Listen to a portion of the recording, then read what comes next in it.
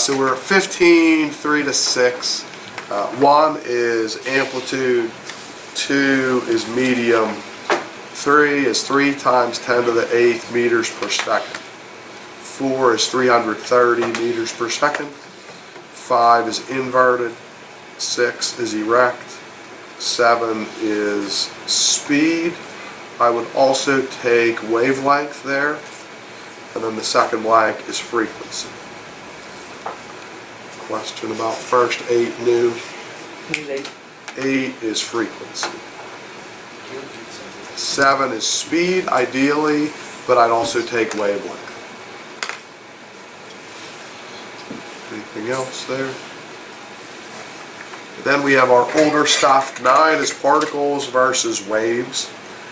Particles, you could go with a falling weight or electrons in a wire. Waves, you could go with sound or light or radio or even like water at the beach if you want. 13 is mechanical versus electromagnetic. Mechanical needs a medium, electromagnetic does not. Then we have transverse versus longitudinal. Transverse causes the particles of a medium to vibrate perpendicular. Longitudinal causes the particles of a medium to vibrate parallel. 21 vibrates in response. 22 is a single disturbance in a medium. 23 is a series of pulses at regular intervals. If they said series of pulses, I'd go half because there's a little more to that. 24, a point for naming wavelength, 1 for naming frequency, 1 for naming period.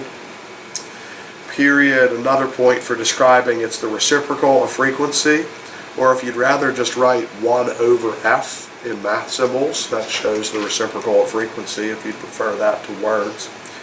Frequency is the number of waves that pass a point each second. Wavelength is the distance between corresponding points on consecutive waves. If they're short a C word, go half there probably. Corresponding is in there and consecutive is in there. 30 V equals F lambda. Lambda is that upside down Y looking thing. 31 is the unit for frequency. Also, it's 1 wave per second. Question about scoring things. What was 21? 21, vibrate in response.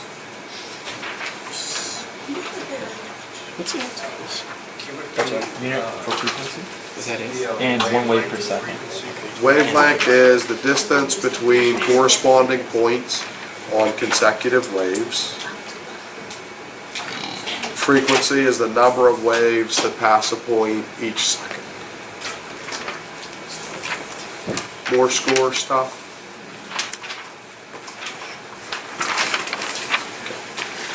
Okay. Next one up, we're reading 7 through 12. There's 10 fill-ins from a bunch of different words in 7 to 10. And then most of today's just stays the same. Let's see, 10 new ones, fill-ins from the read. Then compared to today's, from 9 down, looks primarily the same. Number 1 is going to join the gang in 24 to 29. So 24 to 29, we had wavelength, frequency, period. We're going to throw amplitude in there. Amplitude is going to be defined as the quiz did today, maximum displacement from rest. So if I go back to this picture, what's this called again at the top? Not making the quiz yet, but that's a peak. The bottom's called a trough. If I track from a peak to a peak, what was that word? Wavelength. Rest would mean this thing came to rest. Like imagine if I don't feel like breaking the slinky back out again, but instead of me sending waves through the slinky, I just let it come to rest. It would be like a horizontal straight line. The amplitude is measured right here. The amplitude is the distance from that resting point to the high point. If you're either in trig or have had trig, and if you're wondering, do these words mean the same thing as they did in trig, the answer is yes. So like trig, we've had amplitudes, frequencies, periods. There is not going to be a vertical displacement or a phase displacement in the physics world, but all that sine, cosine graphing stuff we've done in trig, or if you've been through trig, those words are still here. So question 1 gets absorbed into the 24 to 29. Other things compared to today's 2 just stays the same. Next to number 1 today, maybe this matters on a chapter review or something in the future, but if the amplitude is greater, that means there's more energy, means there's more work. So if you want to jot that down, it can't hurt you to jot that down, but I don't know if you'll need it. If you have a wave with a bigger amplitude, it has more energy and can do more work. 2 is the medium. Come back to that idea in a second. That question's not changing. 3 is not changing. So for example, if you send light through a vacuum, it travels 3 times 10 to the 8th meters per second. If you try to send light through water, it will no longer go 3 times 10 to the 8th meters per second. It's harder to get through water than it is through the air. If you don't believe me, go try to run a sprint in a swimming pool sometime, and you'll see what I mean. It would be even slower if we tried to send light through honey. Honey is thicker than water. If you don't believe me, go try out some honey sometime. Try to pour some honey out of a container. I wish you luck. Let's see. 4 stays the same. Here's a new question. What happens when a wave reaches a boundary? Is the question. What happens when a wave reaches a boundary? And the answer is part gets reflected and part gets transmitted. I don't feel like breaking out the string again. There's stuff in the way. But if I had Vincent hand me the rope for the blinds again, and I sent a wave, a pulse or 2, through that rope to hit the blind, when it hits the blind, part of that energy, part of that wave would get reflected back to me through the rope, and part would get transmitted into the blind. You could hear that happening probably as I whacked the blind with the rope. But anytime a wave reaches a boundary, part gets reflected, part gets transmitted. 5 stays the same. They're going to ask you some questions about this in the homework tonight. There's a homework 9 to 14. If a wave gets reflected from a more rigid medium, the reflected part is inverted. What inverted means is upside down. So what rigid means is like essentially sturdy. So if I connected a rope to my cabinets, what is more rigid, the cabinet or the rope? The cabinet. So if I sent in a pulse where it was like a hump going through a rope to hit my cabinet, would the hump come back as a hump, or would the hump become a valley? Valley, because it hit a more rigid medium. So when you hit a more rigid medium, it comes back inverted or upside down. 6 will stay the same. Erect just means no change. It comes back like it is. So if I connected my rope to nothing, aka the air, what's more rigid, my rope or the air? The rope. So if I send in a peak, it would come back as a peak. It wouldn't get inverted. 7 stays the same. 8 stays the same. And then I ask a follow-up question to scoop up the other acceptable answer today. What was our equation for the section? Previous? What was the only equation we memorized? P equals half lambda. So if the velocity is going to change and the frequency is going to stay the same, for the math to work out, what would have to happen to the wavelength? So velocity changes while frequency stays the same. What would have to happen to the wavelength for the math to be consistent? Change. Different way or change in the same way? I think if one goes up, the other one, up or down? No, it'll be the same up.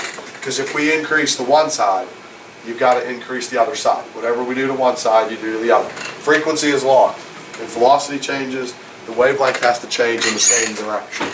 So, new question, after you fill in the blank with speed again being the change, and fill in the blank with frequency again being the same, and I'll ask you, what effect does that have? And you'd say wavelength changes the same way as velocity. Wavelength changes the same way as velocity. Again, the new question, what effect does that have? Wavelength changes same way as velocity. So grand total is 45 because of that new question, because of the part reflected, part transmitted question, because of the fact that amplitude became 2 points instead of 1 by joining that other club from 24 to 29. So that increased us by 3 to 35 from 32. Then the other 10 are fill-ins from new. Homework is 9 to 14. The 9 to 14, if I remember correctly, is based on the idea of things being rigid or erect. So they might say, like, I sent in a wave, it got inverted, what type of a medium did it hit? More rigid or less rigid? More rigid. Stuff like that. That's what they're going to do, I think, on the 9 to 14. I don't think there's a lot of math. I think it's just a question of whether stuff was inverted or erect, more rigid or less rigid. Question about scoring, question about what the quiz has, it's a question about trying to do 9 to 14s. Let's look to the 1 to 6 or 1 to 8 or 1 to 8 because 9 to 14 is the new. 1 to 8, 2 should be a familiar number if you do the math correctly, or you would actually know this answer from today's quiz now that we read ahead. Anybody for 2? It is 3 times 10 to the 8th.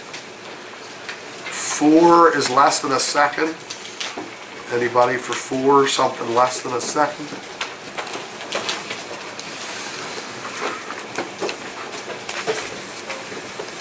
You just have to trust me then, it's less than a second. 6a, if you do the math, it's a familiar number that we already encountered today on the quiz. Anybody have 6a from doing it a mathly way? It is 330. For b, it's less than a meter. Anybody for b get something less than a meter? 0.66 is true. Anybody for c get a pretty small decimal close to 0, less than 1 for sure by a wide range?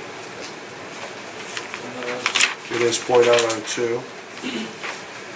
8a, any different voice have a wavelength in meters that probably went scientific notation.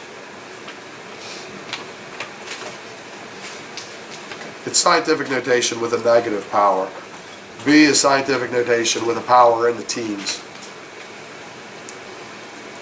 Anybody need help 1 to 8 in terms of managing the math? Yeah. 6. So we would go like velocity equals distance divided by time from the old days. The 660 is the distance one way. The 4 seconds is the time it takes to get there and come back. So for you to make that problem have consistent numbers measuring over the same place, you'd either have to double the 660 to let it go there and back, or you'd have to cut the 4 in half so it's only measuring there. But then it's distance divided by time with like 2 consistent measurements. Is that okay to start here?